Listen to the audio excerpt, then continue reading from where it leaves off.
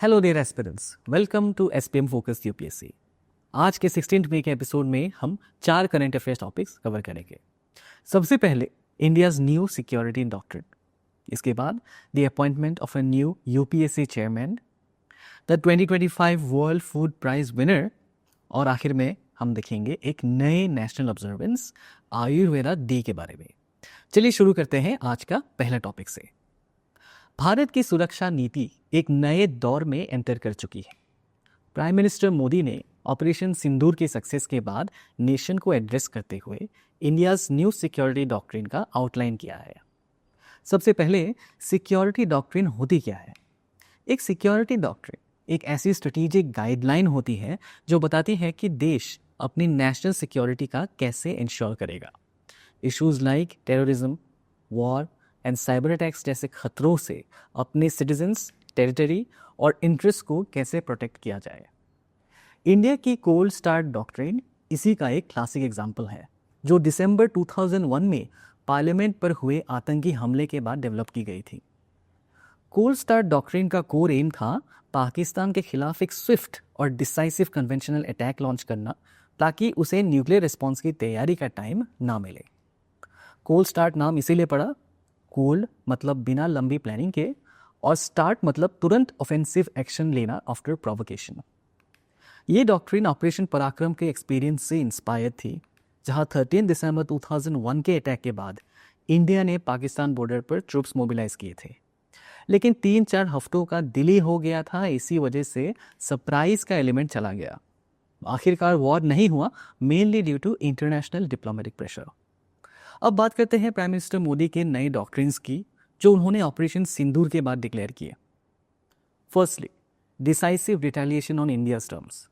अब इंडिया किसी भी टेरर अटैक का जवाब अपने कंडीशंस पर देगा, फर्मली एंड इंडिपेंडेंटली। टेररिज्म के हर सोर्स पर एक्शन लिया जाएगा। Secondly, no tolerance for nuclear blackmail. Nuclear threat को टेररिज्म के कवर के रूप में यूज करने की पॉलिसी को भारत रिजेक्ट करता है। और finally, no distinction between terrorist and their sponsors. अब टेरर ग्रुप्स और उनके स्पॉन्सरिंग स्टेट्स के बीच भेद नहीं किया जाएगा, दोनों को एक ही नज़रिए से ट्रीट किया जाएगा। ये नई डॉक्ट्रिन इंडिया के बदलते स्ट्रेटेजिक माइंडसेट को रिफ्लेक्ट करती है, जहां स्विफ्ट एक्शन, डिटरेंस और अकाउंटेबिलिटी पर जोर दिया जा रहा है। इसी टॉपिक पर आपको एक प्रीलिम्स प्रैक्टिस क्वेश्चन दिया गया है, इसका आंसर आप कमेंट सेक्शन में दे सकते हैं। अगली इंपॉर्टेंट डेवलपमेंट है यूपीएससी के नए चेयरमैन का अपॉइंटमेंट। जैसे कि आप सब जानते हैं, यूनियन पब्लिक सर्विस कमीशन या यूपीएससी एक कॉन्स्टिट्यूशनल बॉडी है जो ऑल इंडिया सर्विसेज और ग्रुप ए एंड बी के रिक्रूटमेंट एग्जाम्स कंडक्ट करती है। यूपीएससी का कॉन्स्टिट्यूशनल प्रोविजंस आर्टिकल 315 से 323 तक पार्ट 14 में दिए गए हैं। जैसे article 315 deals with the establishment of public service commissions and Article 316 deals with the appointment and tenure of its members. Chairman और मेंबर्स दोनों को प्राइम प्रेसिडेंट अपॉइंट करते हैं। नॉर्मली यूपीएससी में 9 to 11 मेंबर्स होते हैं। इनका टेन्योर 6 साल या फिर 65 ईयर्स की एज तक, विच एवर इज अर्लियर। और रिमूवल भी प्रेसिडेंट के थ्रू ही होता है on the recommendation of the supreme court in case of miss behaviour. Current update यही है कि doctor Ajay Kumar, farmer defence secretary, को यूपीएससी के नए चेयरमैन अपॉइंट किए गए हैं। ये अपॉइंटमेंट प्रेसिडेंट द्रौपदी मुर्मू के अप्रूवल के बाद इफेक्टिव हुआ है। डॉक्टर अजय कुमार एक 1985 बैच आईएएस ऑफिसर हैं फ्रॉम द केरला कैडर और डिफेंस सेक्रेटरी के रूप में अगस्त 2019 से अक्टूबर 22 तक सर्व कर चुके हैं। ये डेवलपमेंट यूपीएससी जैसे क्रूशियल इंस्टीट्यूशंस के लिए एक सिग्निफिकेंट एडमिनिस्ट्रेटिव मूव माना जाता है। इसी टॉपिक पर आपको एक प्रीलिम्स प्रैक्टिस क्वेश्चन दिया गया है, इसका आंसर आप कमेंट सेक्शन में दे सकते हैं। चलिए अब इंटरनेशनल स्टेज पर बड़ी अनाउंसमेंट की बात करते हैं। वर्ल्ड फूड प्राइज, जो कि Nobel prize for food and agriculture के नाम से भी जाना जाता है। इसका एम है उन इंडिविजुअल्स को ऑनर करना जिन्होंने फूड क्वालिटी, अवेलेबिलिटी या सस्टेनेबिलिटी पर मेजर कंट्रीब्यूशन दिया हो। इसका फाउंडेशन 1987 में रखा गया था बाय डॉक्टर नॉर्मन बोरलो, जो कि खुद नोबेल प्राइज विनर थे 1970 के और ग्रीन रेवोल्यूशन के जनक के रूप में जाने जाते हैं। इंडिया के लिए भी ये प्राइज़ काफ़ी रेलिवेंट है। 1987 में पहले विनर थे डॉक्टर एम एस स्वामीनाथन और 1989 में वाइट रेवोल्यूशन के आर्किटेक्ट डॉक्टर वर्गीस कुरियन को ये प्राइज़ दिया गया था। इस साल का अनाउंसमेंट ये है कि 2025 वर्ल्ड फूड प्राइज़ दिया जा रहा है Brazilian scientist doctor Mariangela Hungria को।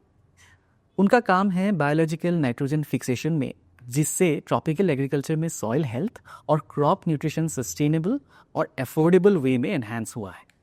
उनकी लो कॉस्ट टेक्नोलॉजीज़ ने globally tens of millions of hectares पर प्रोडक्टिविटी इंप्रूव किया है, specially in tropical and developing regions. ये development not only agricultural science में एक माइलस्टोन है, बल्कि फूड सिक्योरिटी और एनवायरमेंटल सस्टेनेबिलिटी के गोल्स के लिए भी क्रिटिकल है। इसी टॉपिक पर आपको एक प्रीलिम्स प्रैक्टिस क्वेश्चन दिया गया है, इसका आंसर आप कमेंट सेक्शन में दे सकते हैं। और आज का फाइनल टॉपिक, एक कल्चरल और health related announcement, Ayurveda day.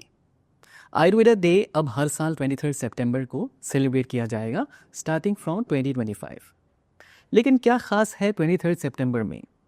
ये डेट ऑटमनल इक्विनॉक्स के दिन होती है, जब दिन और रात लगभग बराबर होते हैं।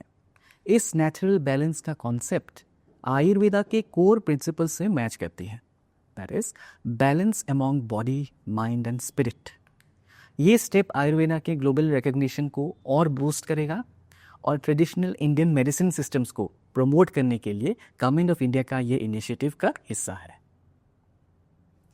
इस टॉपिक पर आपको एक प्रीलिम्स प्रैक्टिस क्वेश्चन दिया गया है, इसका आंसर आप कमेंट सेक्शन में दे सकते हैं। अब आगे बढ़ते हैं quote of the day section पे। आज का कोट है, the moral arc of the universe is long but it bends towards justice, as said by Martin Luther King junior. इसका मतलब है कि समय चाहे जितना भी लंबा हो, इंसाफ और सच्चाई की जीत अंत में होती ही है। गलत का बोलबाला शायद कुछ वक्त चले, लेकिन पूरी दुनिया की रुख धीरे धीरे न्याय की तरफ ही मोड़ लेता है। तो डियर एस्पिरेंट्स, आज के लिए इतना ही। मिलते हैं अगले एपिसोड में नए करंट अफेयर्स के साथ। तब तक के लिए पढ़ते रहिए, फोकस बनाए रखिए। जय हिंद।